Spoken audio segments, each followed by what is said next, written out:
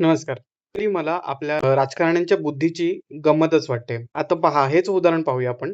पुण्याचे खासदार आणि केंद्रीय मंत्री मुरलीधर मोहोळ यांनी नितीन गडकरी यांची भेट घेतली आणि मागणी काय केली, तर सध्या पुण्यामध्ये जे नवीन वाहनं रजिस्ट्रेशन केलं जातं, त्यांचा नंबर जो कोड आहे MH12 ZZ, ही सीरीज शेवटची सीरीज आहे, जी मालिका, आणि त्याला पर्यायी नवीन सीरीज यावी म्हणून कुठेतरी जी MH12 ही पुण्याची नंबर प्लेट आहे, ती MH12 हा जो कोड आहे तो बदलून नवीन कोड येण्याची शक्यता बोलली जात होती आणि त्याच्या अनुषंगाने मंत्री महोदयांनी नितीन गडकरी यांची भेट घेतली आणि त्याच्यावरती म्हटलं की माणसांची भावना लक्षात घेत हा कोड बदलू नये आणि नवीन पर्यायी कोड याच्याच रिलेटेड, म्हणजे MH12शीच रिलेटेड कोड ठेवावा.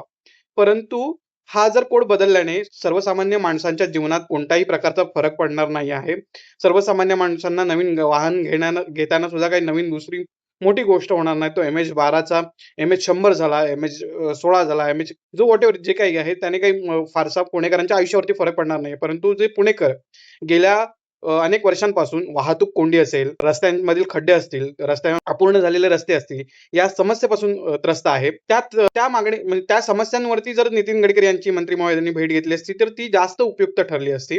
परंतु आपले राजकारण्यांना कोणता मुद्दा महत्त्वाचा वाटू शकतो आणि कोणती प्रतिक्रिया त्यावरती देतील, ह्याचा काही नियम नाही. असंच सध्याचं राजकारण चालू आहे.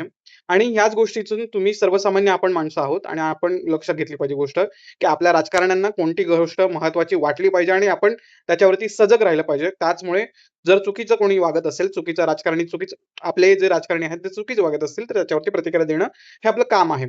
आणि तुम्हाला काय वाटतं? हा खूप महत्त्वाचा मुद्दा आहे का, की MH12 बदललं तर काही खूप मोठा प्रचंड गदारोळ होऊ शकतो का?